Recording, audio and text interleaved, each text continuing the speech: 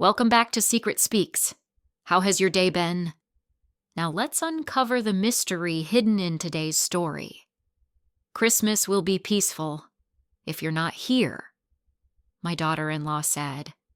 At brunch, my daughter-in-law looked me in the eye and said, Christmas will be peaceful if you're not here. The words pierced me like glass, and in that instant I felt the weight of 40 years of traditions crumble. I am Maggie Turner, 68 years old, the woman who poured her life into this house and this family, and with that single sentence I understood I was no longer seen as the heart of our gatherings, but as the burden they wished to erase. It was a cold Sunday morning in early December when I woke before dawn, the sky outside still heavy with mist. My old house in the suburbs of Portland felt alive, in a way it only did when I had family coming. I wanted everything to be perfect. I warmed the oven and slid in a tray of cinnamon rolls, the smell of sugar and spice rising slowly through the kitchen. On the stove, a skillet hissed as I mixed batter for blueberry pancakes, the same recipe I had used since Dan was a boy, climbing on a chair to help me scoop flour.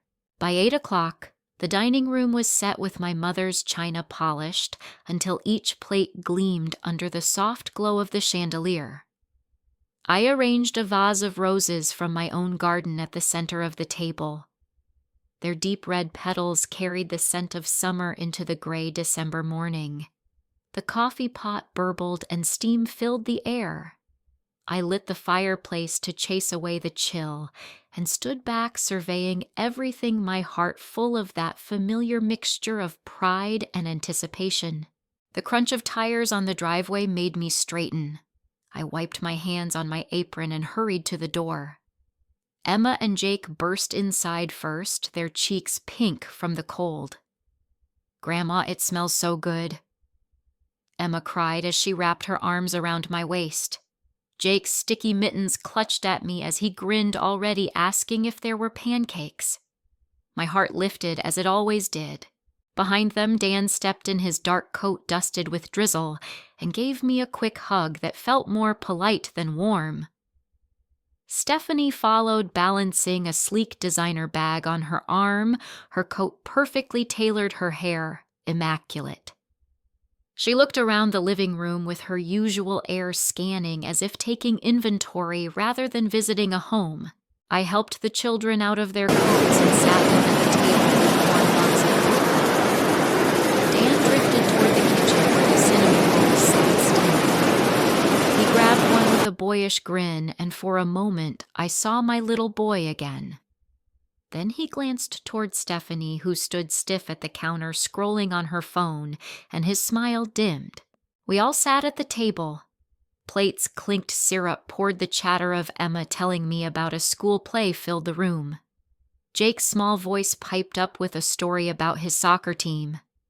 For a moment, I felt wrapped in everything I had built this house full of memories and laughter. Then Stephanie set her fork down and looked directly at me. The room seemed to still. Her lips curved in a smile that did not reach her eyes. "Christmas will be peaceful if you're not here," she said in an even voice. The words cut through the hum of the morning. My hand froze around the coffee pot. I felt my heart stumble inside my chest. For a moment I thought I had misheard, but the silence that followed told me otherwise. Dan's eyes dropped to his plate. Emma chewed her pancake oblivious while Jake smeared syrup across his chin. I tried to swallow. The room felt suddenly airless. Peaceful if I was not here. As if my presence was the problem, the source of unrest in my own family. I forced my hand to move, pouring coffee into Stephanie's cup, though my fingers trembled. The dark liquid sloshed dangerously close to the rim. Dan cleared his throat but said nothing. Stephanie lifted her cup, thanked me smoothly, and turned back to her phone as if she had only commented on the weather. My chest ached with the effort of keeping my face composed. I glanced at Emma, who was now tugging at Jake's sleeve, asking if he wanted to look at the photo albums after breakfast. I clung to her innocent words, the promise of connection, as though they could anchor me. But Stephanie's voice rang in my head, echoing louder than the crackle of the fire or the chatter of my grandchildren. "Christmas will be peaceful if you're not here." I pressed my lips together, smiled weakly at the children, and lifted my fork. My food tasted of ash. I nodded at Emma's story, wiped Jake's chin with a napkin, laughed when he giggled. Inside, though something cold and hard was settling in a place where warmth had always lived, when the meal ended and the children bounded off to the living room, I gathered the plates with hands that felt heavy. I stacked the china, carefully terrified my trembling might shatter it. Dan kissed my cheek quickly before stepping outside to answer a call. Stephanie followed her heels, clicking across the hardwood. I stood alone in the kitchen, the roses still blooming brightly on the table, their scent cloying now. I leaned against the counter and closed my eyes, the echo of her words ringing again. "Peaceful if you're not here." My throat tightened. For years, I had built traditions around this house, around Christmas mornings and family dinners. And with one sentence spoken so casually over pancakes, I realized I had been erased. I straightened, wiped at the corner of my eyes, and forced myself to breathe. Emma's laughter floated in from the living room. I would not let them see me break. I carried the stack of plates to the sink and set them down gently. The clink of porcelain was the only sound in the quiet kitchen. My chest rose and fell with slow, deliberate breaths. I told myself to hold on just until they left, just until the house was quiet again. For now, I busied my hands with rinsing dishes, the warmth of the water, disguising the trembling in my fingers. The house felt suddenly vast and foreign, as though it no longer belonged to me. The sound of a car starting outside reached me muffled through the window. I heard Emma and Jake calling goodbye, their voices light and innocent. Then silence. I turned off the faucet and stood there, dripping plate in hand, staring at the roses that had seemed so beautiful this morning. My lips parted, but no sound came. The truth pressed down on me with the weight of all the years in this house. Christmas would be peaceful if I was not here. The words wrapped themselves around me cold and merciless, and I knew with a sinking heart that something had broken forever. I stayed in the kitchen long after the sound of their car faded down the street.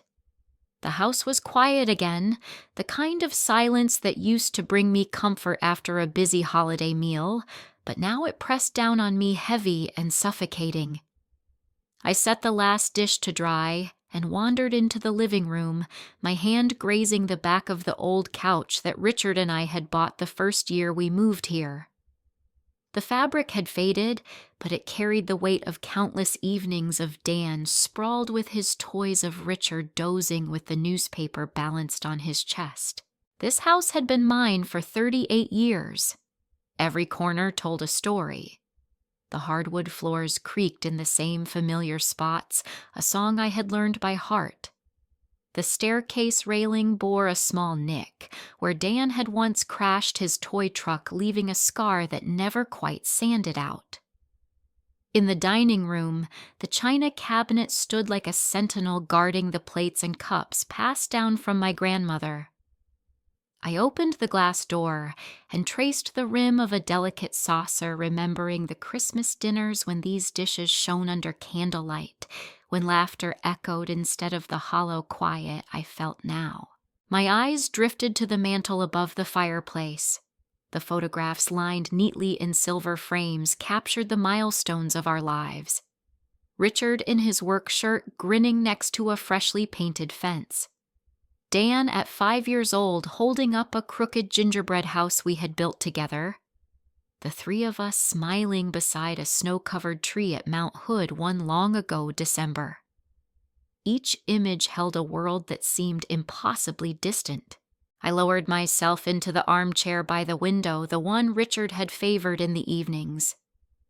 I could almost see him there, glasses perched on his nose, his voice rumbling as he read aloud from the paper. He had been gone since 2017, yet sometimes I still reached for the other side of the bed, expecting him to be there.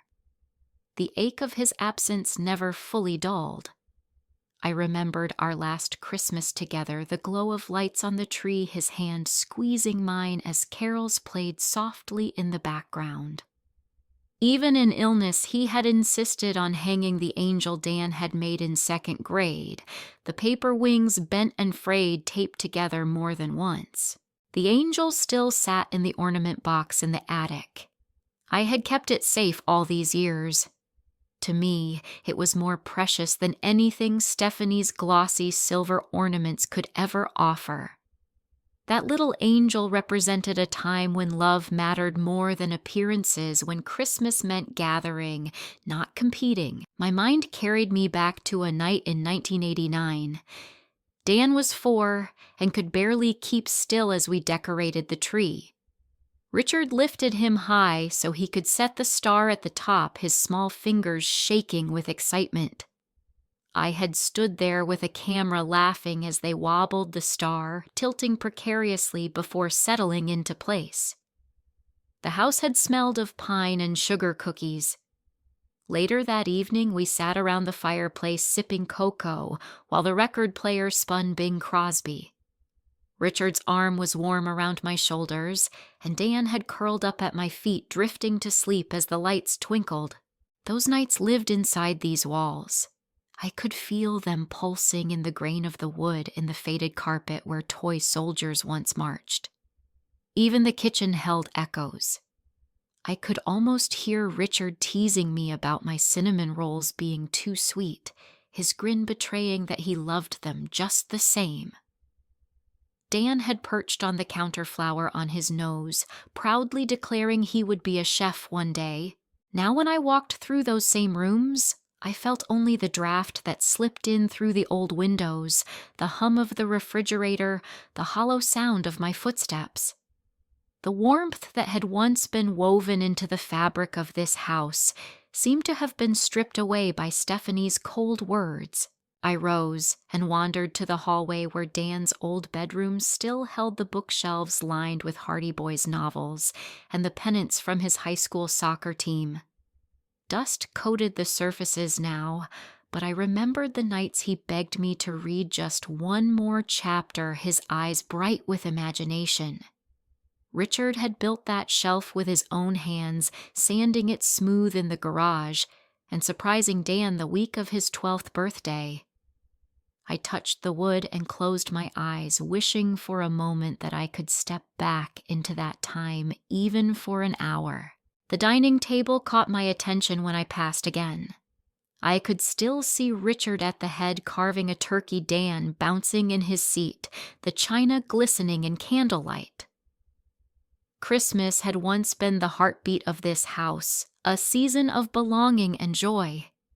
I remembered the year the pipes froze, and we all wore coats indoors laughing as we huddled close to the fire. None of us cared about discomfort because we had each other. I sank onto one of the dining chairs and folded my hands staring at the roses that still stood in the vase. Their red was almost garish now against the emptiness. Stephanie's words from that morning replayed with each breath I took. Christmas will be peaceful if you are not here. I tried to measure those words against the years of effort I had poured into this home, the decades of building traditions, of saving every photo, every ornament, every memory. The contrast was cruel. The warmth of the past against the chill of the present left me shivering, though the fire still burned. My chest tightened as I realized how quickly a family could shift, how easily a role once cherished could be recast as unnecessary. The light outside was fading by the time I stirred from the chair. I walked slowly back into the living room and switched on the tree I had already decorated with the old ornaments. The glow filled the room with soft color, illuminating each piece of history I had hung carefully. Richard's angel gleamed from a lower branch, hidden but still present, stubbornly holding its place. I lowered myself onto the couch and folded a blanket over my lap. The silence pressed in again, but I forced myself to breathe to let the memories come. They were all I had tonight. The clatter of Richard's hammer in the garage, Dan's laughter echoing through the halls, the rustle of wrapping paper on Christmas morning. I let them fill me even as they sharpened the emptiness of the present. Outside, the mist had thickened into rain tapping against the windows. I leaned my head back, watching the tree lights blur through the tears that brimmed my eyes. The house had once been full of voices of warmth, of love. Now it was only me and the memory of all we had built together. I closed my eyes and listened to the storm gather strength. The walls still held our history, but the air carried a new weight.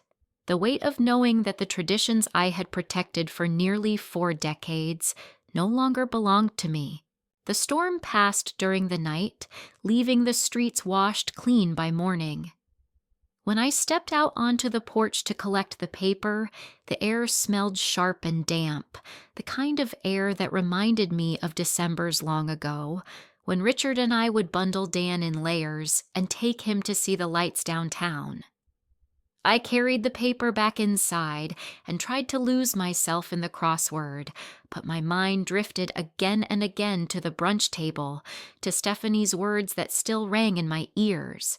That week, the small changes that had been creeping in for years pressed themselves into my awareness. The first time I noticed it was with Sunday dinner. For decades, Dan had asked for my pot roast every week, a recipe my mother had passed to me. The smell of herbs and onions slow cooking in red wine was his comfort.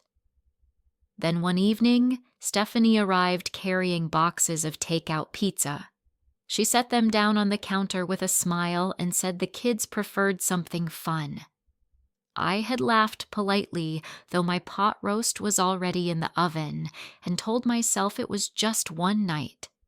But it happened again and again until the smell of pizza grease replaced the roast that had once meant home to my son. The Christmas decorations came next. For nearly 40 years, I had unpacked the same boxes each December. Every ornament told a story. There was the glass snowflake Richard had bought on our honeymoon, the small wooden toys we collected on family trips, and of course the paper angel Dan made in 2nd grade. It was bent and fragile, but to me, it was priceless. Last year, Stephanie arrived early with 3 large bins of silver and white ornaments. She announced we should try something modern, something clean. She lifted a sparkling bauble like it was a jewel. Dan nodded and said it looked elegant. I stood with the old angel in my hand, waiting for him to remember what it had meant, but he turned away. Later, when no one watched, I tucked it near the back of the tree where I could still see it if I squinted. The albums were perhaps the hardest. I had spent years filling them with photographs, writing dates and little notes in the margins, capturing every birthday, every graduation, every Christmas morning.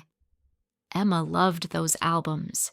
Whenever she came over, she would pull one from the shelf and crawl into my lap, asking questions about her father when he was her age.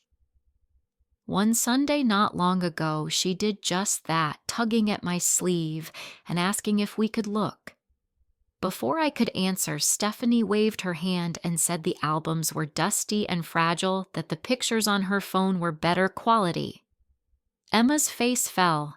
She insisted, but Stephanie cut her off, and Dan distracted her by suggesting a game in the yard. I stood frozen, the album still in my hands, feeling as though my memories had been dismissed as clutter. It was a small moment, but I saw Emma's disappointment.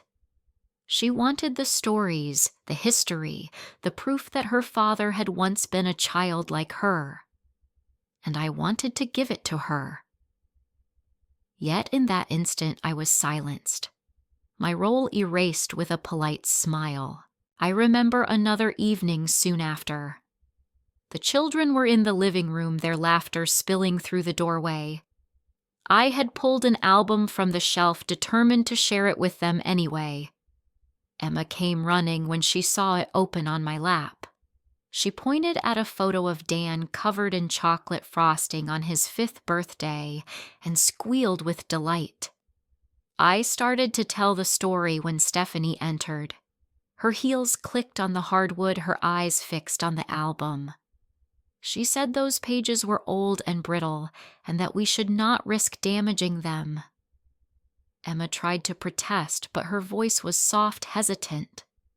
Dan stood nearby watching and said nothing. I closed the book slowly, my fingers lingering on the page. Emma's shoulders slumped. She looked at me with eyes that pleaded for a story I was not allowed to tell. My heart cracked at that look. The bond I had worked so hard to build with her was being pried apart right in front of me, and my son let it happen. That night after they left, I sat on the couch with the album open across my knees. The photographs blurred through my tears. I thought of Richard and how he would have never let our traditions be pushed aside. He would have fought to keep the meaning alive. I whispered his name into the quiet room, wishing for his steady hand, his voice reminding me that love and memory mattered more than appearances. When I closed the album, I felt the weight of betrayal heavier than before. It was not only Stephanie's disdain, but Dan's silence.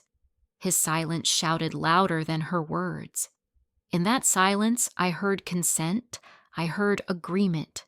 I heard the sound of doors closing between me and the family I had once believed unshakable. The next morning, I tried to convince myself it was not deliberate. Maybe Stephanie simply wanted things her way. Maybe Dan was just tired from work.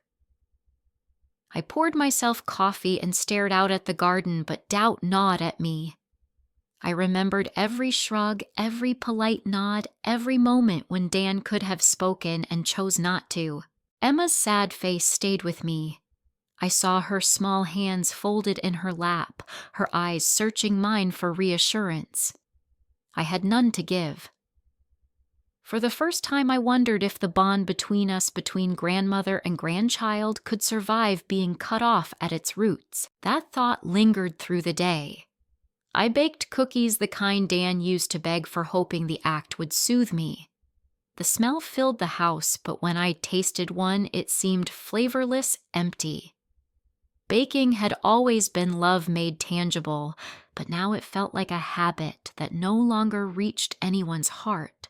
The sun dipped early behind the gray Portland clouds, leaving the house shadowed and still. I sat by the fire album in my lap once again, flipping through the pages. My hands traced the handwriting of my younger self notes, scrawled about first steps, first words, holidays bursting with joy. Those pages were my proof that I had built something lasting. Yet in the present, it seemed to count for nothing. I closed the album and pressed it against my chest, feeling the weight of decades. A chill crept through the room, though the fire still burned. The sense of being pushed aside had become impossible to ignore. For the first time in my life within the walls I had fought to keep sacred, I felt like a guest, and worse, an unwelcome one. I carried the album back to the shelf and slid it into place, my fingers lingering on the worn spine, as though I could steady myself through touch alone. The house was quiet again, the kind of silence that seeped into the bones. I made myself a cup of tea, but the warmth did little to soften the cold knot in my stomach. The clock ticked, each second stretching longer than the last. I told myself I was being sensitive, that families changed, that I should let small things slide. But the memory of Emma's disappointed face and Stephanie's dismissive smile clung to me like damp clothes. By the next Sunday, I tried to summon the old rhythm. I rose early, mixed pancake batter, and set the table with care. The china gleamed under the chandelier's glow roses, cut from the yard, filled the vase at the center. I thought of Richard, how he would wink at me when he caught me fussing, how he always said the little touches made a home. I lit the fireplace, though the morning air was only mildly cold because the house felt emptier without the crackle of flame. I heard tires crunch on the driveway. Emma and Jake burst through the door, laughter spilling ahead of them. Emma threw her arms around me, her hair damp from the drizzle. Jake pressed a sticky hand into mine and asked if the pancakes were ready. I bent down, breathing them in, holding them a moment longer than usual before letting go. Dan followed, phone pressed to his ear, murmuring in that measured tone he used at work.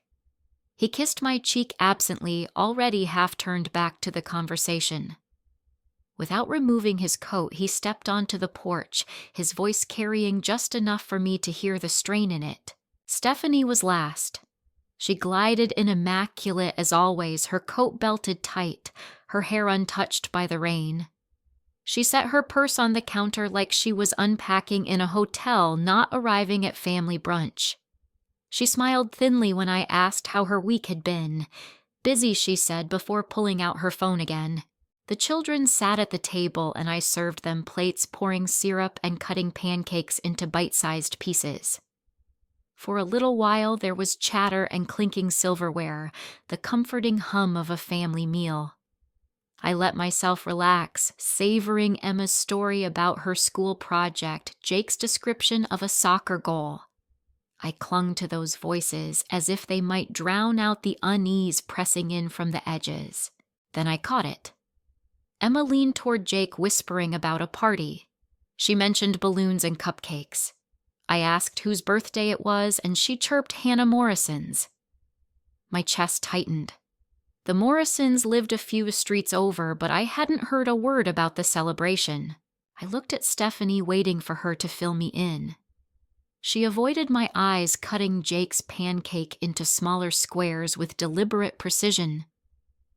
Dan returned from the porch, then sliding his phone into his pocket, and when he caught Stephanie's gaze, they exchanged a look that made my stomach drop, a look that said they were in this together. Emma turned to me and asked if I would come. Her voice was hopeful, innocent. Before I could answer, Dan said quickly that Grandma had other plans, and Stephanie nodded in agreement. I sat frozen, my fork heavy in my hand. I had no such plans. No one had asked me. I tried to steady myself, tried to focus on the children's voices, but all I could hear was the quiet exclusion. It had the same weight as Stephanie's words from the week before, only sharpened now by the ease with which Dan joined in. When the plates were cleared, Dan stepped outside again, this time saying he needed to confirm something. Emma and Jake ran to the living room, their laughter echoing down the hall. That left me alone with Stephanie in the kitchen. I decided to try to at least name the ache out loud. I said it must be nice for the kids to have so many parties to spend time with friends. I forced a smile, hoping for an opening. Stephanie rinsed a glass at the sink. Her voice was calm, almost soothing, but the words were sharp. The kids will be calmer if it's just us this year. I gripped the counter to steady myself. Just us, not me. The sentence landed with a finality that made my ears ring. I managed to nod to murmur something about understanding, but my throat ached with the effort. Emma appeared in the doorway, holding one of the photo albums. Her eyes lit up as she asked if we could look through it together before they left. My heart lifted at her request. I reached out, ready to welcome her onto my lap, ready to open those pages of memory. Stephanie moved quickly, her tone gentle but firm. "We don't have time today, sweetheart. Those albums are old, you might wrinkle the pages." She slipped the book from Emma's hands and slid it back onto the shelf. Emma's shoulders fell. She looked at me, searching, but I could only give her a weak smile. I felt like a coward, stripped of voice in my own home. My chest ached at the sight of her disappointment, her small fingers twisting the hem of her shirt. Dan called from the porch that it was time to go. Emma and Jake grabbed their coats, already talking about balloons and cake. Stephanie followed with her purse, and Dan ushered them out. I stood at the window watching them buckle into the car. The taillights glowed red as the car pulled away. I turned back to the shelf where the album rested, my hand brushing the spine. I whispered an apology to the empty room. The roses on the table had begun to wilt, their petals curling inward, crimson fading to brown at the edges. I gathered the plates, the silverware, the glasses, and carried them to the sink. The clatter echoed too loudly in the silent kitchen. I washed each dish slowly, as if stretching out the task might fill the hollow they left behind. When I dried my hands, I stood in the doorway and looked around. The rooms that had once been alive with laughter now felt like a stage after the play had ended, props left in place, but meaning drained away. The fire still flickered, but it no longer warmed me.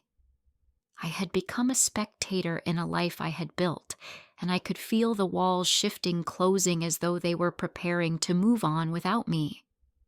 I climbed the stairs slowly that night, the sound of my own footsteps echoing in the hallway.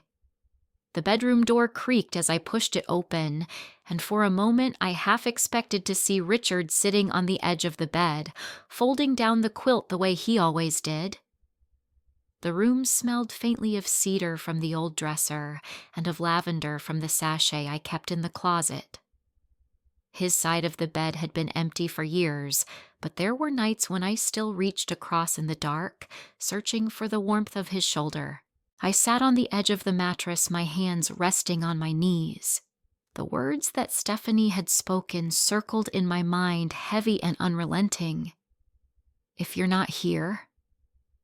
They looped through my thoughts until they no longer sounded like words, but like a verdict. I could feel them wrapping tighter each time I breathed, reminding me that in their eyes, I was no longer part of the picture, but an obstruction. I leaned back against the headboard and closed my eyes. Memories rushed in uninvited. Richard's laughter on Christmas Eve when Dan was a boy, tearing through wrapping paper.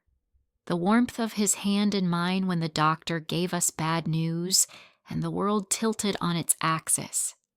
His voice whispering that I had always been the heart of the family. I let the memories wash over me until tears blurred my vision. The house groaned in the wind outside, settling into its bones. I listened to the rain tick against the window and thought of how many storms this place had weathered with me.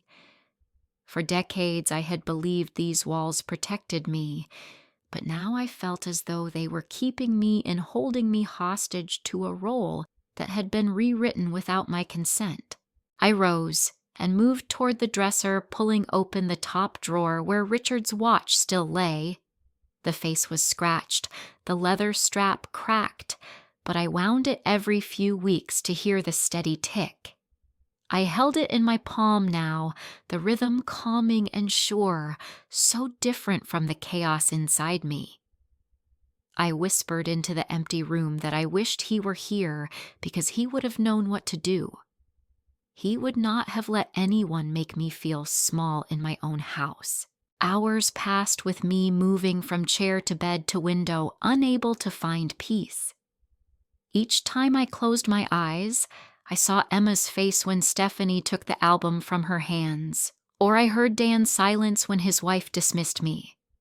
The silence hurt worse than the words.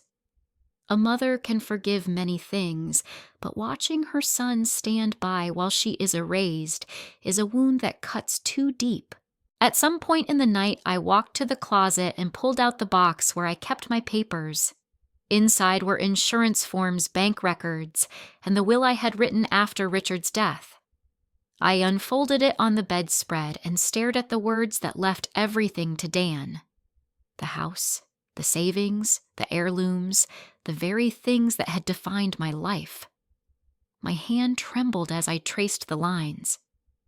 Suddenly, it was clear that if I did nothing, Stephanie would inherit not only my son's loyalty, but everything I had built. She would walk through these rooms one day and strip them of all meaning, replacing them with whatever matched her vision of elegance. A chill ran through me that had nothing to do with the weather. I folded the will back into its envelope and set it aside, my mind sharper than it had been in weeks. I would not let her win. I would not hand over the keys to my life. By the time the first light touched the curtains, I had made my decision. The tea kettle hissed in the kitchen as I brewed a cup to steady my nerves. I picked up the phone and dialed Linda Morrison, a friend from church who had become one of the best real estate agents in Portland. She answered on the second ring, her voice warm with surprise. "Maggie, she said you're calling early. Is everything all right?" I told her I wanted to list the house. She paused, then asked if I was sure. I told her I had never been more certain. She promised to stop by that afternoon to start the paperwork. I hung up and stared at the phone for a long moment before dialing again. Robert Chen's office line clicked, and his assistant patched me through. Robert answered with the same steady tone he had used when guiding me through Richard's estate. I told him I needed to change my will. He asked when I wanted to meet. I said today. He hesitated, then cleared a space in his calendar. When I set the phone down, I felt a strength rising inside me, fierce and unfamiliar. For years, I had been accommodating, smoothing rough edges, doing what kept peace. But peace, as Stephanie defined it, meant my disappearance. I refused to vanish on their terms. I walked through the house, touching the backs of chairs, the frames of doors, the edges of photographs. Each piece whispered of a life lived of love, poured into a family. These things were not hers to claim. They were mine to protect, even if it meant letting go of the walls that held them. In the quiet of that morning, I looked out at my garden. The roses bent under the weight of rain, their petals dark and heavy. Yet beneath the soil, new roots stretched unseen, promising another season. I felt the echo of that promise in myself.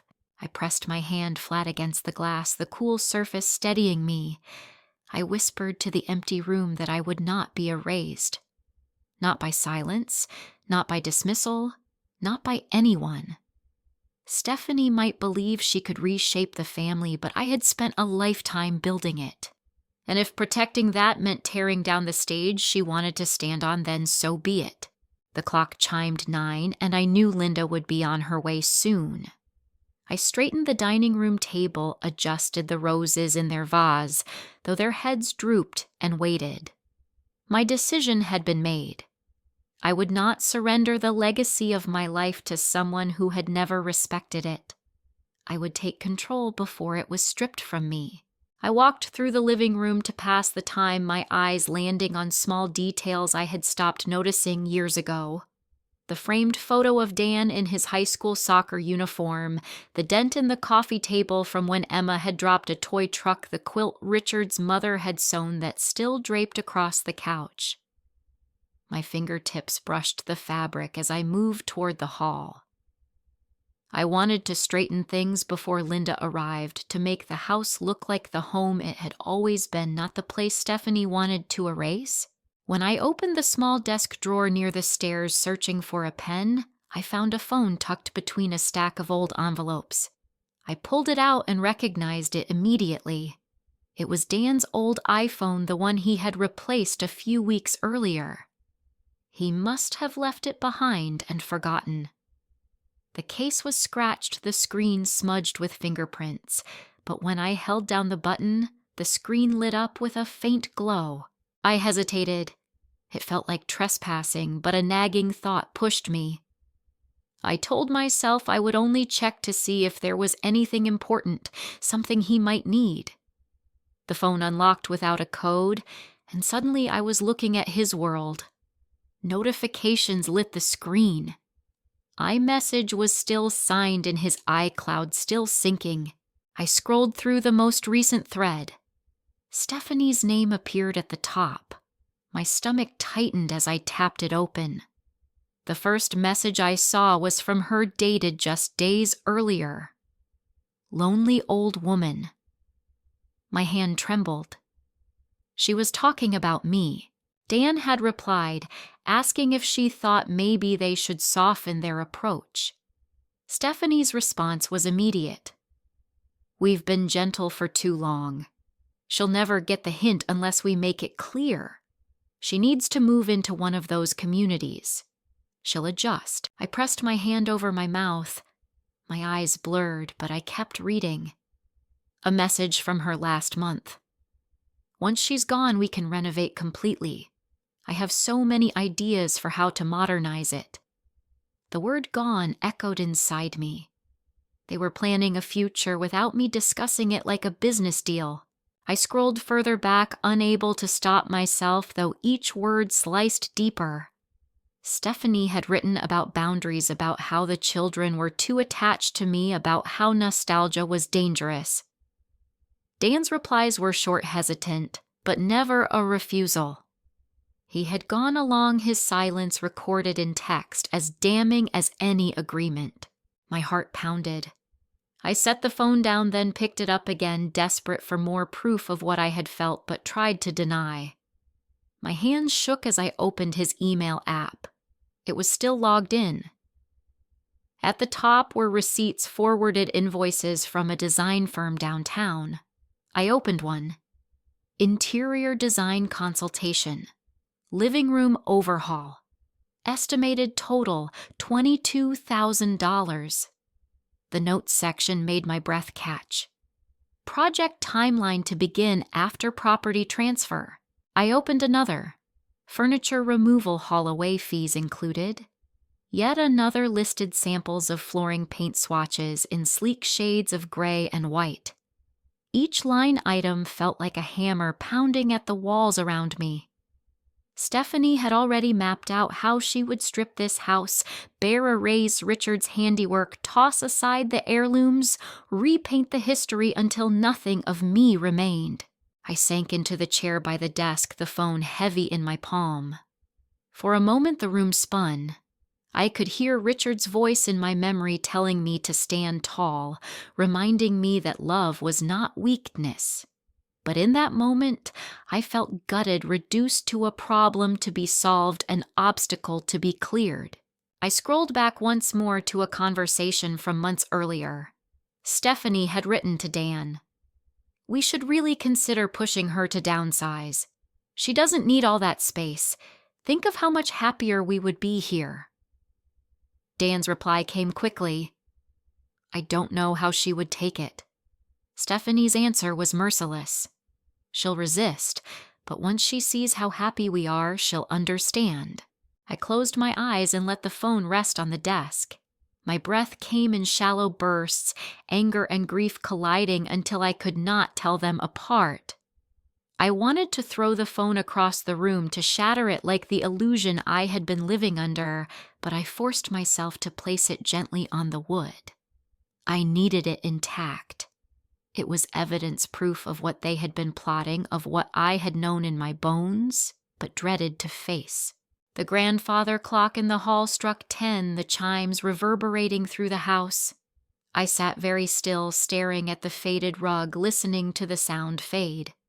The storm outside had passed, but a new one had rooted itself inside me.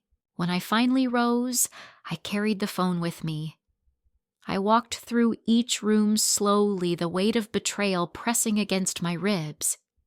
In the kitchen, I placed the phone on the counter next to the vase of roses, now shedding petals onto the tablecloth.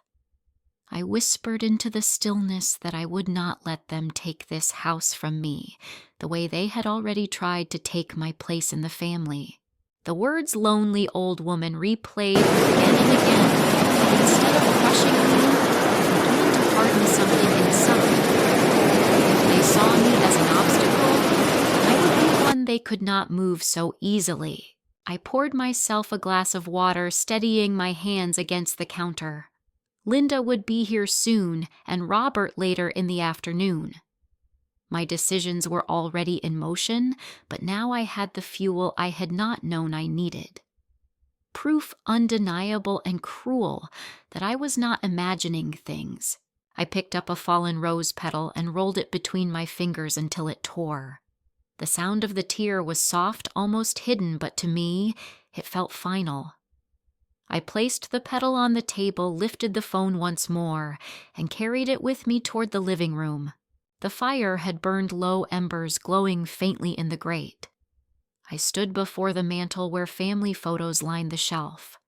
I looked into the faces of the people I had loved most and realized that the past was all I had of them now. The present had been rewritten, and the future they were planning did not include me. I tightened my grip on the phone. This was not just memory or suspicion anymore.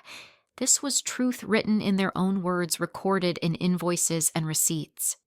They wanted me gone, but I was still here, and I would decide how the next chapter of my life would be written. By late afternoon, I had decided that avoiding a conversation would only keep the rot hidden. I called Dan and asked if he could stop by after work. My voice was steady, almost detached, and he said yes with a hesitation I could feel through the line. While I waited, I went out to the garden and pulled on my gloves. The soil was cool and damp, and the air smelled of wet leaves and iron. I clipped a few spent blooms, tied up a bowing cane, and tried to slow my breathing. The roses had taken years to train along the trellis. Some seasons they surged, others they struggled, but they always told the truth about how they had been tended. His car turned into the driveway as the light softened. I wiped my gloves on a towel and watched him come down the path. For a heartbeat, I saw the boy who used to race around the yard with grass stains on his knees. Then the image flickered and there was the man with a phone in his pocket and worry lines gathering at his eyes. "Hey, Mom," he said, not quite meeting my gaze. I gestured to the bench by the roses. "Sit with me. We need to talk." He lowered himself onto the slats and laced his fingers together. The quiet stretched between us. A finch landed on the fence and hopped twice before lifting away. I did not want to waste another season pretending not to notice what was right in front of me. "Your wife told me that Christmas would be peaceful if I was not here. Do you agree with her?" His head jerked up. He opened his mouth and then closed it. "She was stressed," he said finally. "You know how much she has on her plate. The kids her clients, her mom." She did not mean it the way it sounded. I let the words settle. Stress does not excuse cruelty in my kitchen. Stress did not excuse telling Emma she could not look at the family albums in my house. He rubbed the back of his neck. "I just want to keep things calm. You know, conflict only makes it worse with her." I set the old iPhone on my knee and looked at him. "You left this here. It is still signed in." I did not go looking for secrets. They were sitting in plain sight. He went still. His eyes dropped to the phone as if it were a live wire. I opened the messages and turned the screen toward him. I did not need to narrate. His gaze moved over the words. Lonely old woman. Boundaries. Senior community. Renovate once she is gone. His breath shortened. He scrolled and there were his replies. Small. Hesitant. Never a refusal. "You should not have gone through my phone," he said at last, voice rough. "That is what you have to say to me. Not that your wife calls me names and plans my removal. Not that you let her talk about me like a problem to be pushed out of the way." He looked past me to the trellis as if it could offer him a better answer. "She vents," he said. "She does not mean half of it. You know how she can be when she gets overwhelmed." "Invoices do not sound like venting," I said. "Furniture removal design consultations, paint swatches. After property transfer. Those are plans, not feelings." He flinched, then tried another angle. "We were only considering options. We wanted to make life easier for you. Easier." I felt the word catch like a thorn. Easier by moving me out of the house I have kept for nearly 4 decades. Easier by telling Emma that memories wrinkle too easily to touch. Easier by deciding Christmas is calmer without me. He hunched forward, elbows on his knees. "I want peace, Mom. I am trying to keep my family together. Sometimes the path of least resistance is the only way. So you chose the path where your mother disappears, I said quietly. You chose a peace that requires my absence. He shut his eyes for a moment. When he opened them, I saw a flicker of shame. Then he pushed it down. We could figure out a balance, he said. Maybe take turns on holidays. Maybe a smaller place would be better for you. Less to manage. You could travel. You deserve that. I stared at him at the way he packaged my erasure as a gift. When did you start thinking I needed to be repackaged to be acceptable?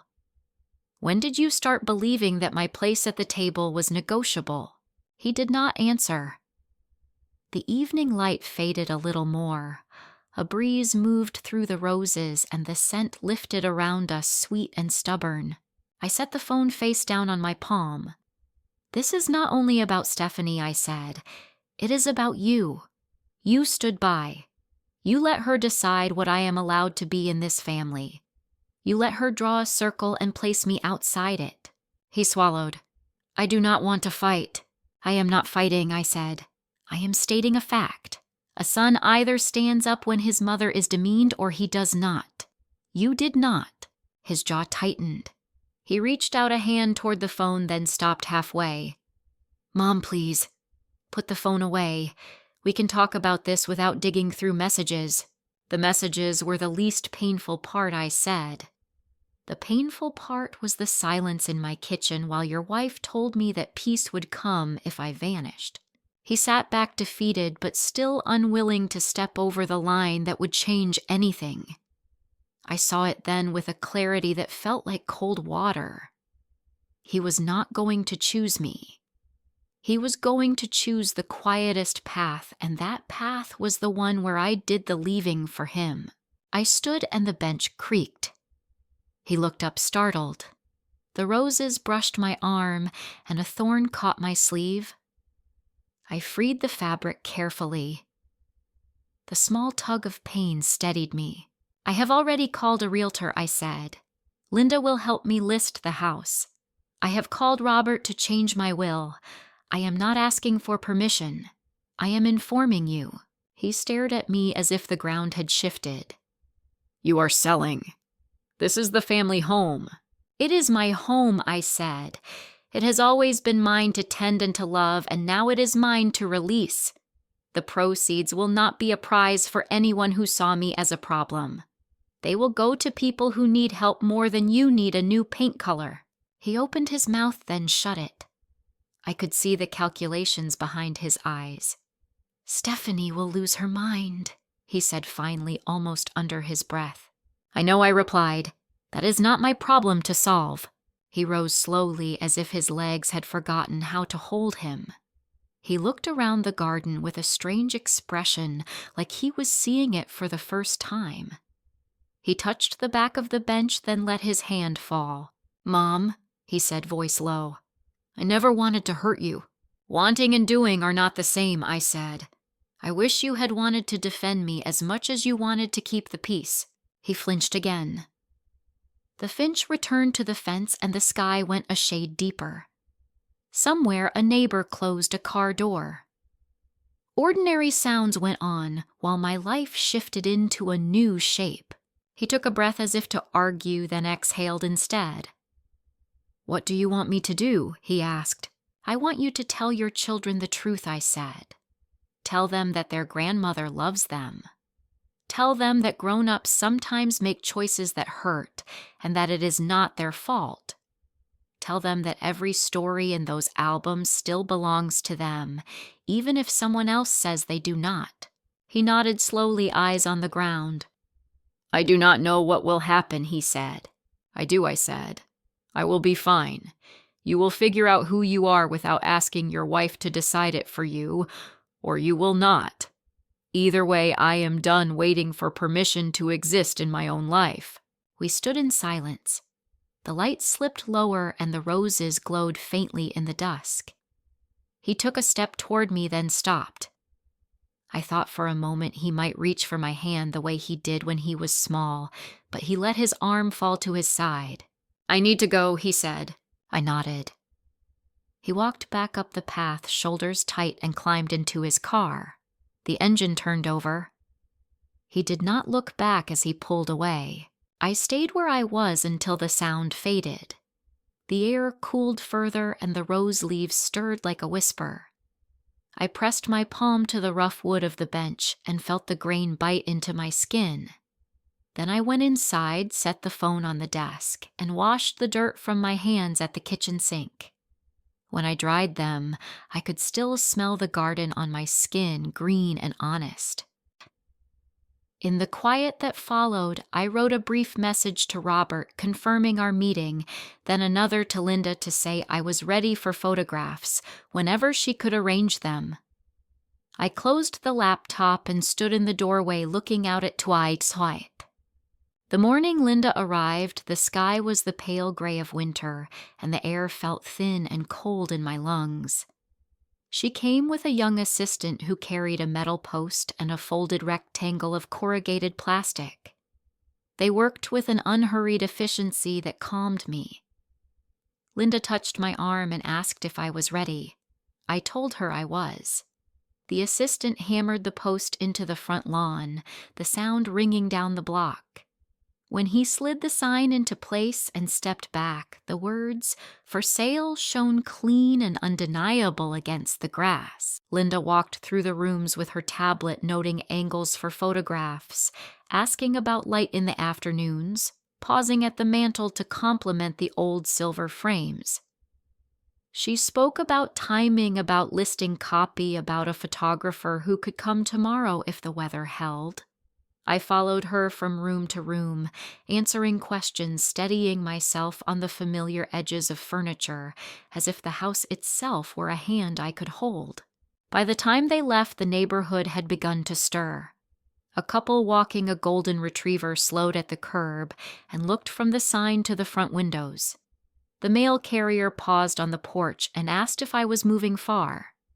I said I was figuring that out. He nodded with the polite curiosity of someone who sees 100 lives in a day. The first call came before noon. Karen Phillips from around the corner sounded breathless, half concerned, half delighted by the drama. She asked if it was true if I was really selling. I said I was. She wanted to know where I would go and whether Dan knew. Her questions came like pebbles skipping across water. I kept my answers short. After we hung up, I watched from the front window as she stood in her yard speaking to our neighbor across the street, her hands moving in the air as if she were shaping the story as she told it. The second call came from a number I did not recognize. A man asked about square footage and whether the roof had been replaced. Linda must have put her sign writer up with her contact as well, but the curious will always try the house first. I gave him Linda's number and ended the call with my heart pounding. It was happening. The world knew what I had decided. By mid-afternoon, 2 more neighbors had stopped by the sidewalk to stare and whisper. I stepped onto the porch with a smile and waved. They waved back, their expressions a mix of sympathy and intrigue. I understood. A for sale sign is not just about a house. It is about the stories people tell themselves about why a house changes hands. I was pouring tea when I heard a car pull up fast and crunch across the gravel. Dan got out first, then Stephanie, her sunglasses already pushed up on her head, as if she needed a more direct line of sight to her anger. He said my name with a careful neutrality that tried to preempt a scene. She did not bother with caution. She pointed at the sign as if it were an insult and said I needed to take it down. I stepped outside and pulled the door behind me until it clicked. The air was sharper than it had been in the morning. A light breeze moved the sign just enough to make it creak on the post. A neighbor down the block paused beside her recycling bin and watched. I felt the old urge to smooth, to soothe, to keep the peace. I let it pass. I told Stephanie that the house was listed. Linda had the paperwork. We would proceed. She said I was being dramatic. She said this was our family home and that I was punishing them for a misunderstanding. Dan stood a step behind her, eyes on the ground, cheeks flushed with a discomfort that did not reach his spine. I glanced past them and saw Karen by her mailbox, pretending to rearrange a stack of flyers while keeping us in view. Another neighbor crossed the street with a bag of groceries and slowed just enough to listen. I told them that the home was mine and that I had the right to decide its future. I said the proceeds would be placed into a charitable trust for Dernbecker Children's Hospital. My voice was even almost quiet, but the words carried. The neighbor with the groceries nodded once before moving on. Karen straightened and watched with a new kind of attention. Stephanie blinked. For a moment she seemed not to understand. Then her face tightened. She said, I could not give away what belonged to my family. I said again that it belonged to me. She took a step closer, lowering her voice as if that made the words smaller. She told me I was being cruel and that I would regret this when I was alone. She said I was forcing her hand. Dan reached for her elbow and said her name in a way that asked her to stop. She shook him off and looked past me at the front windows at the place where she must have pictured new paint and modern fixtures and a life that erased mine. I told her there was nothing to force. The decisions were made. The trust would ensure that what this house represented would help children who needed care. I said I had already spoken to my attorney. Stephanie laughed once, a small brittle sound, then said something about lawyers always finding a way to undo foolish choices. The screen door of the house next door opened, and Mr. Rodriguez stepped onto his porch. He greeted me with a kind voice and asked if I needed anything carried to the curb. I thanked him and said I was fine. His eyes moved to Dan, then to Stephanie, and his mouth pressed into a line. People are not blind to the weather in a family. They feel the temperature drop without needing a forecast. Stephanie squared her shoulders and spoke again, slower now. She said the children would be confused if I left. She said routines mattered, that stability mattered. The word stability struck me as almost comic given the earthquakes she had set off in my living room. I told her that children understand more than we give them credit for.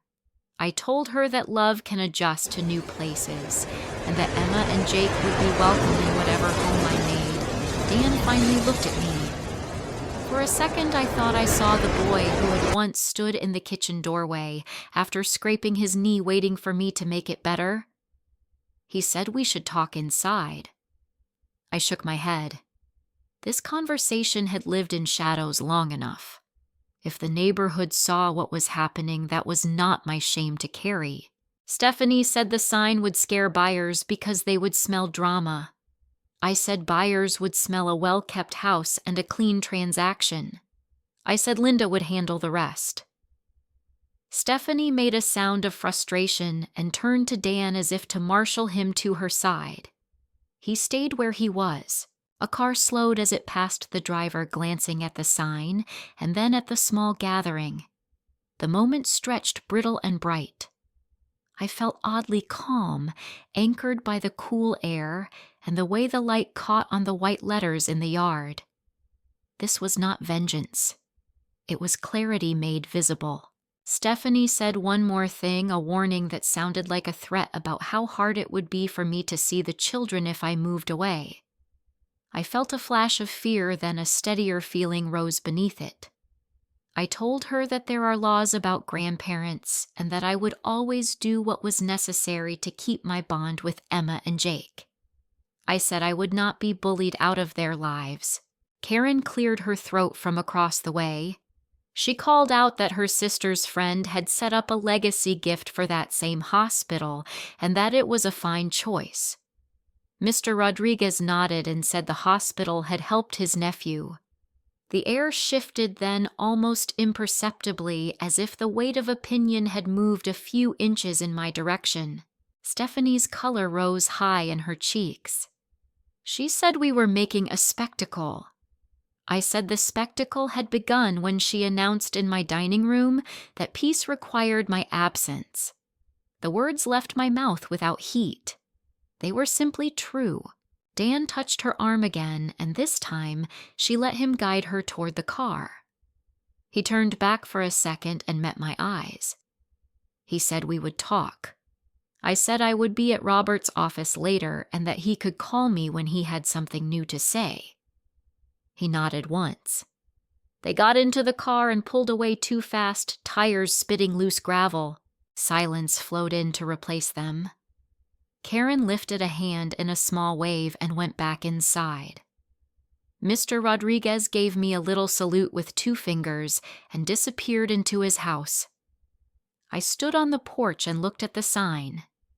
It moved gently in the breeze, steady on its post. Inside the rooms felt lighter, as if some stale air had been let out. I made another cup of tea and carried it to the front window. A child on a scooter zipped by, and a dog barked somewhere down the block. Ordinary life resumed, and in that ordinariness, I found a measure of strength. The line had been drawn in a way no one could ignore. Whatever came next would start from here. I booked an afternoon slot at Robert's office and drove downtown with the radio off. The streets were slick from a morning shower, and the bare trees along the park blocks looked like ink drawings against the pale sky. In the elevator, I watched my reflection and practiced breathing slowly until my hands stopped shaking. The receptionist led me into a conference room with tall windows and a view of a gray river. Robert came in with a legal pad and a steady smile, and with him was a younger attorney named Nancy Harris who carried a stack of folders. Robert asked how I was holding up. I told him I was steady enough. I said the sign was in the yard, that Linda had begun the listing process, and that I needed to talk about Emma and Jake before anything else. He nodded and glanced at Nancy. She opened one of the folders and took out a printed summary that she slid across to me. She said, grandparents' rights in Oregon are possible but limited, and that courts start from the presumption that parents know best. She said judges look for an established personal relationship and for evidence that cutting off contact would harm the children. The words sat on the table between us like a map of difficult terrain. I told them I have been in those children's lives since the day they were born. I told them about Sunday meals and school plays and afternoons in my garden. I told them about bedtime stories on nights when Dan and Stephanie went out, and about the way Emma rests her head on my shoulder when she looks through the albums. Robert listened and wrote notes, while Nancy asked gentle questions. She asked if I had texts or emails that showed regular involvement. I said yes. She asked if I had photos that placed me at birthdays and school events. I said I had entire albums. I pulled out my wallet and showed them the small photo I keep tucked behind the credit card slots. Emma and Jake sat on my porch steps with their knees touching and cookie crumbs on their chins. The picture was 3 summers old and still made my chest ache with a sweetness that hurt. My voice wavered when I said I would not lose them without trying everything the law allowed. Nancy's eyes softened. She said that photographs like that help show continuity. She said we would build a record. Robert leaned back and tapped his pen once on the pad. He said the first step should not be a filing. He said a letter from counsel proposing a specific contact schedule often opens a door without turning the situation into a battle. He suggested we start with weekly video calls, 1 dinner or afternoon visit every other weekend, and a holiday rotation that includes a portion of Christmas Day this year, given the history of the tradition. He said we could frame the request as child-centered and in the best interests of Emma and Jake. He said we would remind them of the long-standing relationship and the potential impact of abrupt severance. I told him Stephanie had already begun to threaten access. I told him I had seen messages where she called me a lonely old woman and where she framed my presence as a problem to be solved. I said I had invoices and emails about plans to remake my house after I was gone. He asked to see them. I handed him printouts I had made that morning. He read slowly, his mouth tightening at a few lines. He said the tone suggested a risk of intentional alienation. He said that while a court may not care about hurt feelings, it does care about a pattern of excluding a grandparent who has been a constant presence. Nancy suggested we begin a detailed log. She said to write down every interaction with the children going forward, every call attempted and completed, every time contact was denied the reason given, and who spoke. She said to gather cards the children had made, programs from school events, any proof that I had been part of their routines. She said this was not to prepare for a fight, so much as to protect the truth if a fight was forced on us. I asked about the possibility of moving after the sale closed. I said I had been thinking about Arizona, about a smaller place with sun and space to walk. Robert said a move would complicate weekly visits, but not make them impossible. He said out-of-state contact plans often include regular video calls, extended summer weeks, and shared time during school breaks. He said the important thing was to establish in writing that the bond exists and must be maintained. The clock on the wall hummed, and the river moved through its gray channel below the window. I sat with what I had heard and let it settle. The words best interests circled in my mind. For years I had translated that phrase into food on the table tradition maintained a home kept open. Now it meant letters and logs and proposals written in polite legal language, all to prove what love should be able to prove on its own. Robert asked if I was ready for him to send a letter to Dan and Stephanie that afternoon. He said the letter would be firm but respectful. He said it would outline a schedule and request a response by a specific date. He said we would suggest mediation if they refused. He said we would reserve the right to petition the court if necessary. I nodded. He asked if there was anything I did not want included. I said I wanted the letter to say plainly that this was about Emma and Jake, not about punishment or property. Nancy added one more thought. She said to be careful with my own messages. She said to keep them calm and focused on the children. She said to avoid accusations by text and to let counsel speak where heat might make things worse. I felt my mouth twist in a rueful smile. I said calm had not been easy lately. She said that was why we were building structure around a thing that hurt.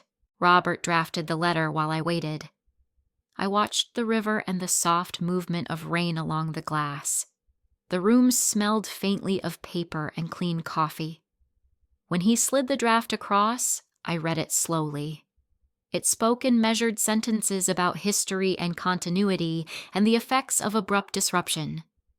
It proposed weekly calls on a specific evening in-person time on alternating Sundays, and a holiday plan that preserved a portion of Christmas morning.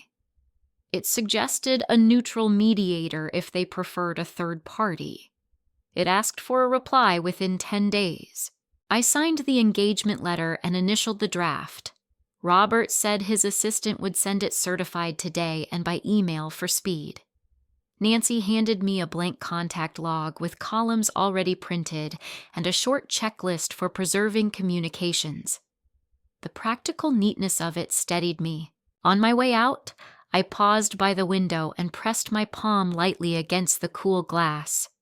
The river moved on in its patient way. I thanked them both and stepped back into the hallway. The receptionist smiled and wished me a good afternoon. I carried the folder against my chest as if it contained something fragile.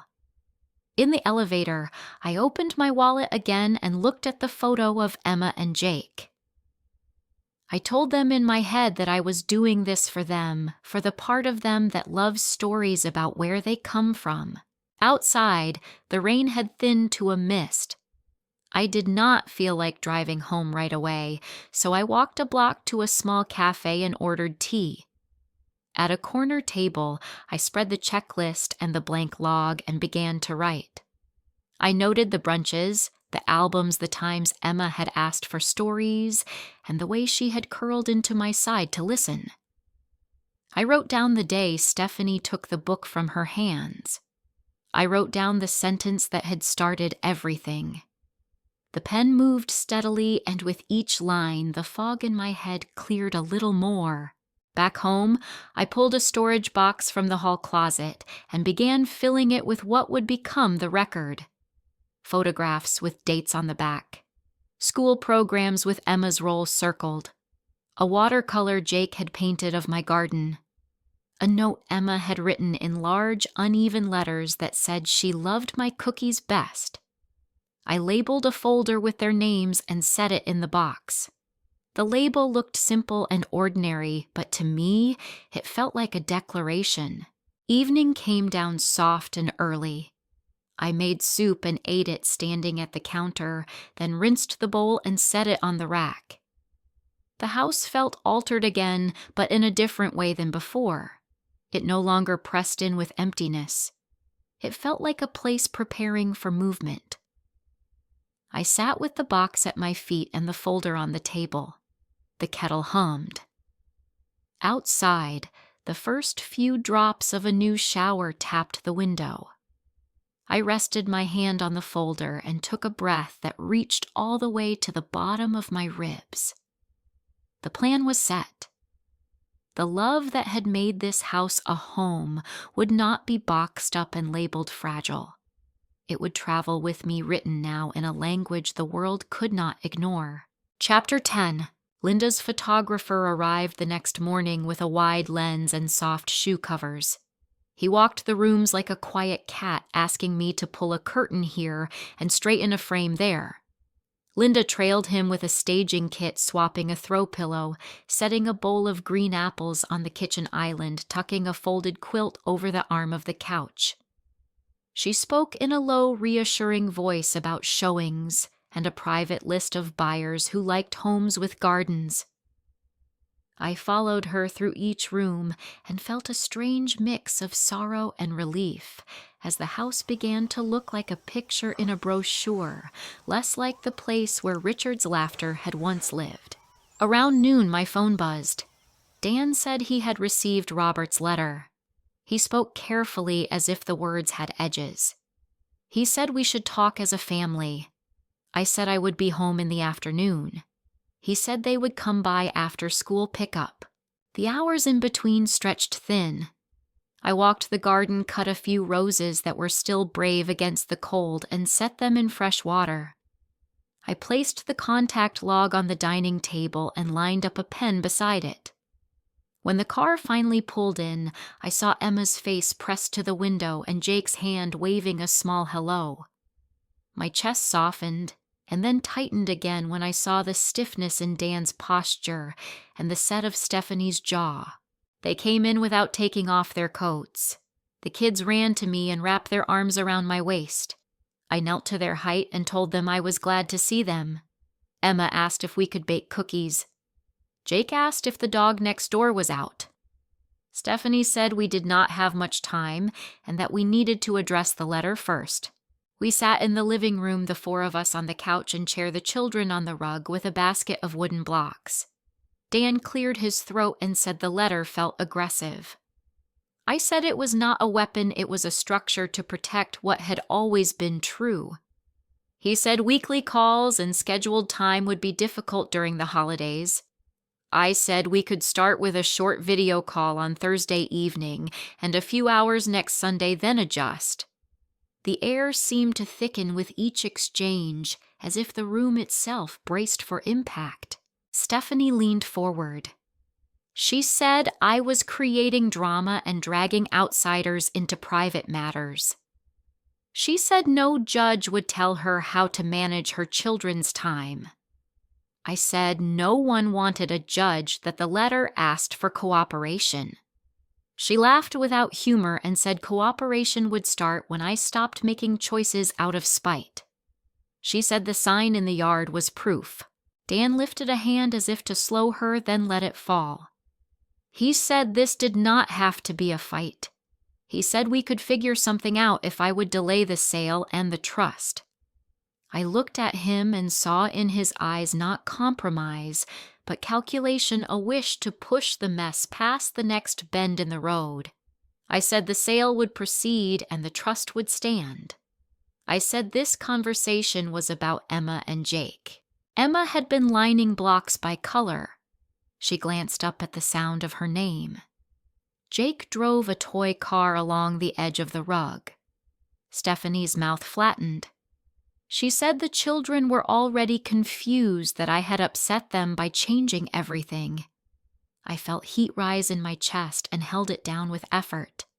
I said the children were smart and that what unsettled them was not a for sale sign, but the feeling of grown-ups turning love into a contest. Dan shifted. He looked at Emma and Jake, then back at me. He said maybe we could keep the albums put away for now. He said they stirred things up. The words landed like a stone. Emma's hands stilled on the blocks. She looked at him, then at the bookcase, then at me. I spoke slowly so my voice would not shake. The albums are part of your history, I said to the children. They belong to you. They tell you all the ways you have been loved. They are not dangerous. Stephanie stood. She said this was exactly the problem, that I loaded the children with sentiment and made it hard for them to move on. Move on echoed in my ribs. I said children do not need to move on from love. Emma's eyes filled before she could blink them clear. She asked in a small voice if Christmas would still be at my house. I reached for her hand and felt how cold her fingers were. I started to tell the truth in a way that would not break her. Stephanie cut in and said we were starting new traditions this year and that it would be quieter. The word quieter carried the old blade. Emma's mouth quivered. She scrambled up and ran down the hall. The sound of her small feet on the wood cut through me. Jake stood suddenly and pressed himself against my side. His arms locked around my waist, his cheek hot through my sweater. He said, "Do not be sad, Grandma." His voice was so soft I barely heard it. I wrapped my arms around him. I could feel his heart thudding quick and confused. Dan watched, stricken. Stephanie crossed her arms and stared at the window.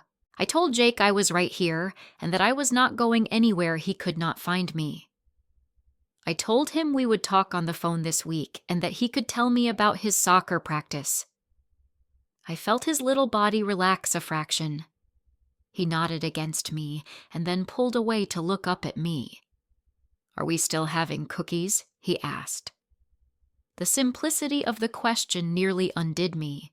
Dan stood and said he would talk to Emma. He found her in the hallway by the stairs, shoulders hunched, face turned to the wall. I could hear him speaking in a soft voice I remembered from his younger days. I could not make out the words. I stroked Jake's hair and tried to slow my breathing. The scent of cinnamon from a candle Linda had lit earlier felt out of place. When they came back, Emma's eyes were red. She sat beside me and leaned in, and I held both children for a long moment, while the room was very quiet. I told them we would always have time together. I said sometimes grown-ups get mixed up about how to share love, but that love does not run out. I felt Stephanie's stare on the side of my face and chose not to turn toward it. Dan said we should go. He spoke without conviction, the way a person speaks when he knows leaving will not end the conversation that matters. Stephanie was already at the door, one hand on the knob, impatient to be gone. Emma stood and wiped her eyes. Jake slipped his hand into mine. I walked them to the porch. On the steps, Stephanie turned. She said the letter was an overreach and that I would regret pushing. I told her the letter was an invitation to be better than we had been. She shook her head and went to the car. Dan lingered. He looked at the children, then at me. Something helpless passed over his face. He said he would call. I said he knew how to reach me. They drove away slowly. I watched the brake lights fade, and the street returned to its ordinary rhythm. The quiet that followed was not the same as the quiet of the week before. It was thick with the weight of what the children had just carried for us. I went back inside and sat at the table. My hands shook. I wrote in the log, visit at house. Emma asked about Christmas and cried. Jake sought comfort. Parents disagreed in front of children. I set the pen down and pressed my palms to the table until the tremor passed. I stood and pulled the cookie jar from the cabinet.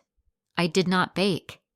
I placed 2 store-bought cookies on a plate and left them on the counter as if Emma and Jake might appear, as if a small sweetness could call them back. The house hummed with the low sounds of evening. Somewhere a neighbor laughed. The roses in the vase bowed their heads as the light thinned. I washed the plate and set it to dry, then went to the hallway and picked up the album Emma had reached for so many times. I set it gently on the coffee table. It would be waiting the next time small hands asked for a story. The offer from the Millers came 2 days after the listing went live. Linda called in the morning and said a young family had walked through at the first showing and did not want to wait. By afternoon, she was back at my kitchen table with a folder, a neat stack of papers, and the calm energy of someone who has shepherded many goodbyes. Ethan worked in logistics, and Claire was a nurse at a clinic across the river. They had 2 small children and a yellow Labrador who still thought he was a puppy. I read their letter twice, the part where they said they could see birthday parties in the yard and art projects at the dining room table. My hand shook a little when I initialed the offer, steady again when I signed. The last weeks moved quickly after that. A stager came with neutral throws and asked me to pack the personal photos. I wrapped each silver frame in tissue and felt with each layer that I was doing more than protecting glass. A moving company boxed the books and labeled the kitchen with thick black marker. I kept out a small set of dishes, a saucepan, the kettle, and 1 framed wedding photo of Richard and me that I would carry myself. The buyers stopped by for a second look and stood in the garden with Linda while their little boy tried to catch the last leaves falling from the maple. The dog sat politely and looked at me with hopeful eyes. I scratched his ears and told him he was a good boy. Claire touched my arm and said if I ever wanted to see the house again, I would be welcome. I thanked her and said I would prefer to remember it as it had been. On closing day, I wore the blue sweater Richard always said brought out my eyes. I met Linda at the title office and signed page after page while a clerk slid the stack forward and a notary stamped each sheet with a firm press. When it was done, I held the new keys out to Ethan and Claire and felt a surprising lightness. The check for the proceeds lay in a white envelope in my purse, a tangible weight that already had a place to go. I did not drive straight back to the house. I stopped at the hospital and sat with a counselor in a small office while we set up the charitable trust. She asked me what I wanted the funds to support, and I said family housing for parents who needed to stay close to their children. When we finished, she shook my hand and said thank you in a voice that carried real warmth.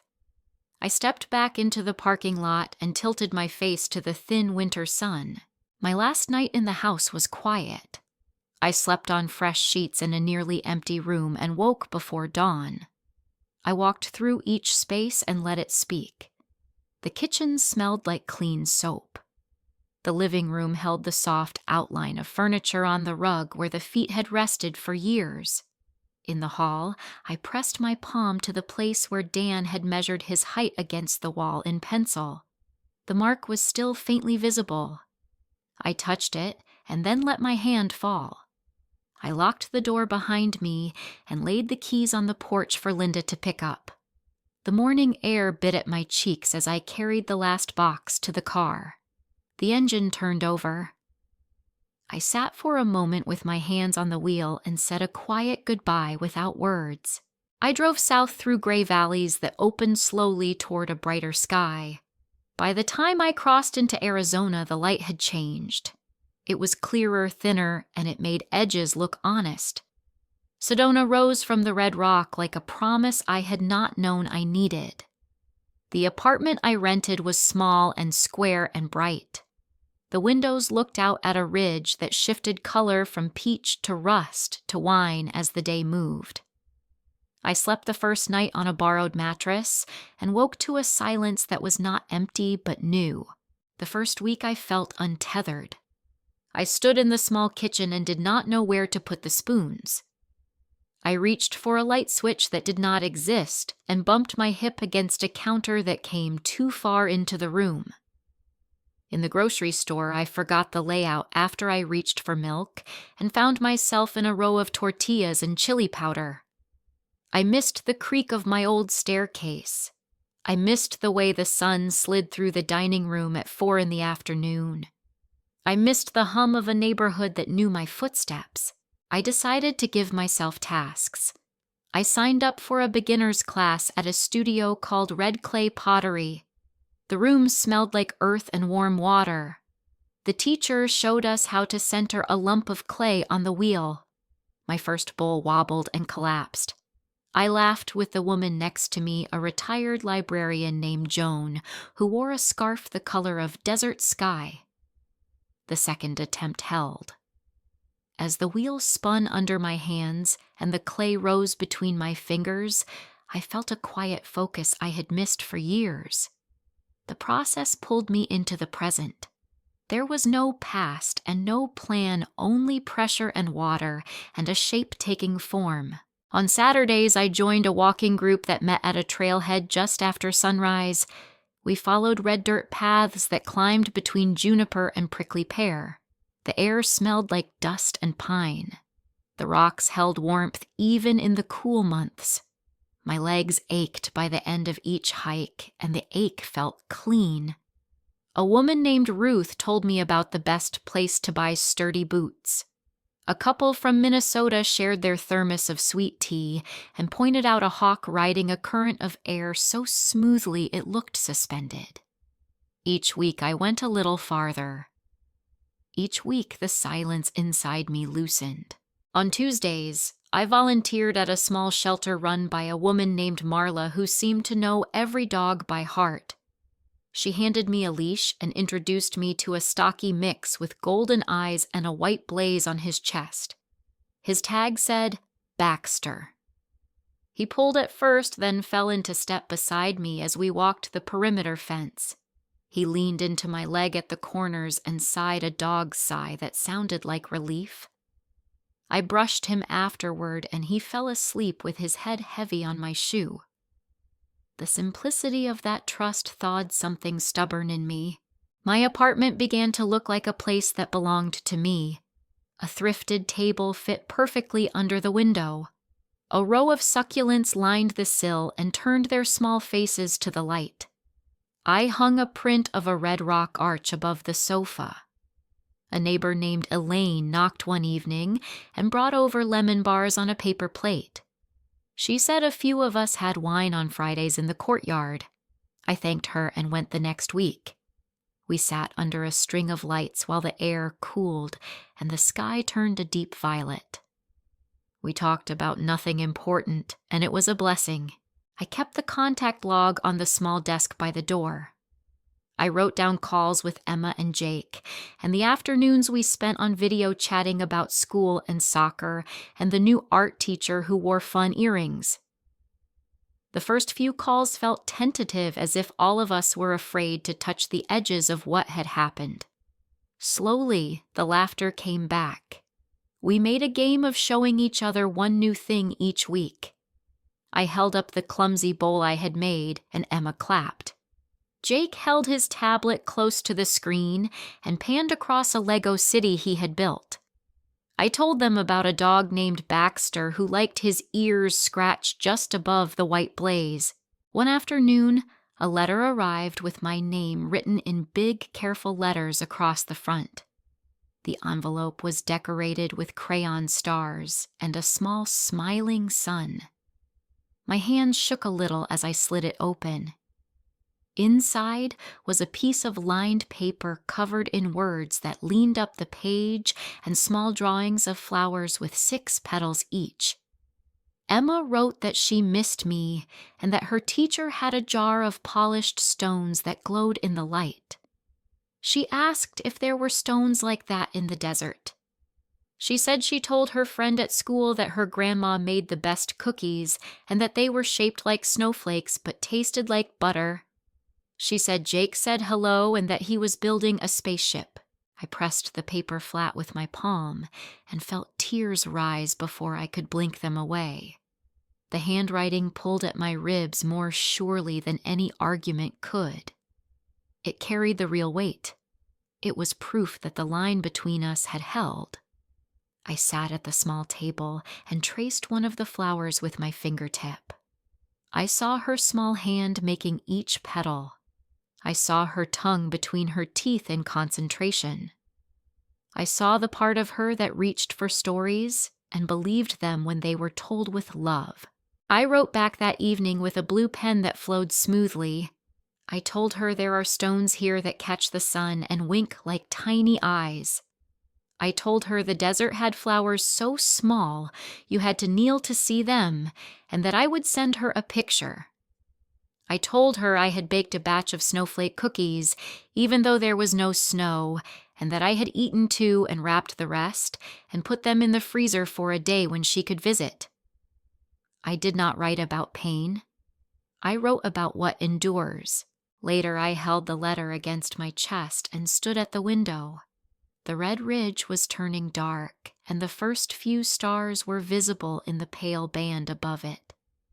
The apartment was quiet. The quiet felt different now. It was still and full. I could hear the soft hum of the refrigerator and the faint sound of a neighbor's radio 2 doors down. Baxter's leash hung by the door for Tuesday. My hiking boots sat on the mat dusted with red. The clay bowl, crooked but proud, held lemons on the counter. I slid Emma's letter into a frame I had brought from Portland and set it on the bookshelf. It shone there a small banner that said the story had not ended. It had simply changed shape. 6 months passed in the quiet rhythm of desert days. Spring slipped into early summer, the ridge turning a fiercer red at dusk, the air smelling of dust and sun-warmed sage. I kept my small routines. Tuesdays at the shelter where Baxter leaned his weight against my leg while I brushed him. Thursdays at red clay pottery, where my bowls were less crooked and my hands knew when to ease pressure and when to hold. Saturdays on the trails where I learned the names of rocks and the sound the wind makes when it moves through juniper. One morning in June, a plain envelope with Dan's handwriting waited in my mailbox. I carried it inside and sat at the small table before I opened it. The letter was short and careful. He wrote that Stephanie had filed for divorce in May. He wrote that the strain around the house and the trust had turned into everyday anger, and that things they once pretended were small had sharpened into knives. He wrote that he was sorry for what he had allowed, that he had not found a way to be brave when it mattered, that he did not know if courage came late or not at all. He asked if the children could spend part of their summer with me in Sedona. He said they missed the way I tell stories, as if time were a room you could walk through. I read the lines 3 times. The apartment felt very still, the refrigerator humming its steady tune. I set the letter beside Emma's framed note and closed my eyes for a moment. Divorce is never one thing. It is a collection of small avoidances and louder choices that finally decide to speak. I did not feel triumph. I felt a quiet sorrow and a deeper relief. The mistake had not been mine to fix. The children needed a place where blame did not echo. Robert had already turned our letter into an agreement that covered calls and visits. I phoned his office and told Nancy about Dan's request. She said we could add a week in July with a simple addendum. She said to save receipts and flight confirmations for the log, practical words that made a new kind of sense. They arrived on a bright afternoon with dust on their sneakers and curiosity in their faces. Dan walked them to my door carrying one duffel and a backpack strung with a keychain that looked like a tiny soccer ball. He hugged them both, then looked at me with a mixture of apology and hope. We kept our voices low and even. He said he would be in a rental nearby for the first night, then drive back to Portland. He said he would call every other day to check in. I told him the plan sounded fine. For a moment his hand hovered as if he might reach for mine. Instead, he nodded and stepped back. Inside, Emma spun slowly in the living room, taking in the smallness of the space and the way the light pooled on the floor. Jake went straight to the bookshelf and found the frame with his sister's letter. He grinned and pointed. I showed them the clay bowl on the counter with lemons, a small sill lined with succulents, and the red ridge beyond the window. They wore their travel fatigue like a thin coat. It slipped off as we unpacked. The first evening we made tacos and ate at the small table with our knees bumping. Emma asked if clay feels like cookies when you roll it flat. Jake wanted to know if dogs understand English or only the language of treats. We rinsed plates and walked out to the courtyard where the string lights clicked on one by one. Elaine from next door waved and handed over 2 clementines she said needed eating. Emma peeled one and offered the first section to her brother as if they had been doing this all their lives. In the mornings, we planted color in weathered terracotta pots I had set along the balcony. Zinnias and marigolds, and a small pot of basil that smelled like summer when we bruised a leaf between our fingers. Emma labeled wooden sticks with names in her careful hand. Jake insisted the basil should be named Fred because it was easy to remember. We watered gently and pressed the soil smooth. Dirt lodged under our nails, and I did not mind. On Tuesday, we took Baxter for a long walk along the fence line of the shelter.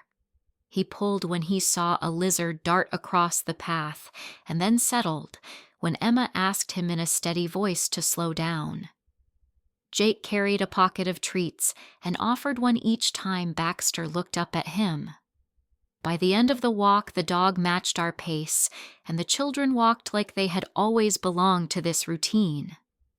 Marla brought out a younger dog with nervous eyes and asked if we could help her learn that the world is kind. Emma crouched low and waited until the dog stepped close on her own. Patience is a language that does not need many words. At the pottery studio, I showed them how to wedge clay and press their palms into the cool surface. The wheel whirred and we laughed when water splashed our shirts. Emma's first cup leaned like a house in wind, and she loved it for the way it refused to be perfect. Jake made a small plate with his initials scratched into the base, then asked if initials count as art. The teacher, who had a quiet smile and clay always under her nails, said, "Art is anything that holds a feeling on its surface." Jake repeated the sentence later while eating a popsicle on the steps. He said it slowly, testing its shape. We hiked at sunrise on an easy trail that curled around a low mesa. The children fell silent when the canyon opened and the light poured in. We sat on a warm rock and ate oranges that tasted like sunshine. Emma leaned her head against my shoulder, and Jake lined 3 small stones in a row and called them his collection. We named birds and clouds, and the colors we could see inside red, wine and brick and rust, and the underside of a peach. At night we wrote letters. Emma to a friend back home describing how the ridge looks like a sleeping dragon at noon. Jake to his soccer coach saying that running in sand should count as training. I wrote to Dan with a report that was more feeling than schedule. The children are strong. They are learning how to keep stories without breaking under them. You will be all right if you learn to listen. One afternoon, a storm rose quickly and washed the dust from the air. We watched it from the window with mugs of cocoa. Rain in the desert is a lesson in paying attention. It comes hard and brief, then leaves everything sharper. After it passed, Emma asked what peace means now. The room was filled with the smell of wet earth and the sound of water dripping from the eaves. I told her peace used to mean everyone in one place at the same table, laughter rolling over the clink of plates. Then I told her peace can also mean a small apartment with lemons in a crooked bowl, a dog named Baxter, who trusts your hand, and the knowledge that love does not disappear just because people move. She nodded as if she could see a shape forming where there had been only air. Jake said peace means cookies before dinner, and I told him sometimes that is true. The week moved in a gentle arc. We returned to the trail for one more sunrise. We picked up Baxter and a bag of donated blankets for the shelter. We glazed our clay pieces and left them to be fired. We tried a diner where the waitress called everyone honey. The children fell asleep early each night, sun-drunk and satisfied, and I sat by the window and felt the world settle into a pattern that included me without asking permission. On the last evening, we watered the balcony pots and stood quiet as the ridge turned from red to purple. Emma slipped her hand into mine. She said she was glad the story had changed shape instead of ending. Jake asked if the clay bowl would keep holding lemons when they were gone. I said that was exactly what it was for. The next morning, Dan knocked at 9. He looked thinner, as if something heavy had finally slid off and left him unsure where to put his hands. He hugged the children and thanked me for the week. We kept our words simple and sturdy. He said he was taking steps to be better. He said he had found a counselor and was learning how to speak without asking someone else to say it first. I told him the children had been brave. I told him bravery usually asks to be seen, not praised. He nodded and looked past me at the small room that had held so much in 7 days. At the curb, Emma pressed a folded paper into my hand. It was a new letter with a drawing of the ridge and 3 small figures under it. She had written the names of each of us in careful block letters. Jake saluted Baxter, who sat with noble patience by the door. They climbed into the car and waved through the rear window, their smiles visible, even when the glass caught the sun. Dan raised a hand. I lifted mine. The car rolled away. Back inside, I set the letter by the frame on the shelf. The apartment felt quiet again, but it was the kind of quiet I trusted now. I brewed tea and sat at the table with the contact log and wrote the dates of the visit, the walks, the clay, the storm, the way the children's shoulders dropped when they remembered that they are loved. I placed the log in the folder and closed it. The kettle clicked as it cooled. The ridge waited outside, patient as stone. I thought of the house in Portland and the family who now filled it with noise and new stories. I thought of Claire's hand on my arm and the golden dog sitting politely at her heel. I thought of the hospital and the parents who would sleep closer to their children because a house I had held for so long had become a shelter instead of a prize. I thought of Dan learning the shape of his own voice. I thought of Emma and Jake growing into people who know that peace is not the same as silence. They thought peace meant erasing me, but I found my own peace, one that did not require their permission. If this story stirred something in you, I would like to hear what peace looks like in your family. Tell me how you have held it, where you have lost it, and what you have learned about finding it again.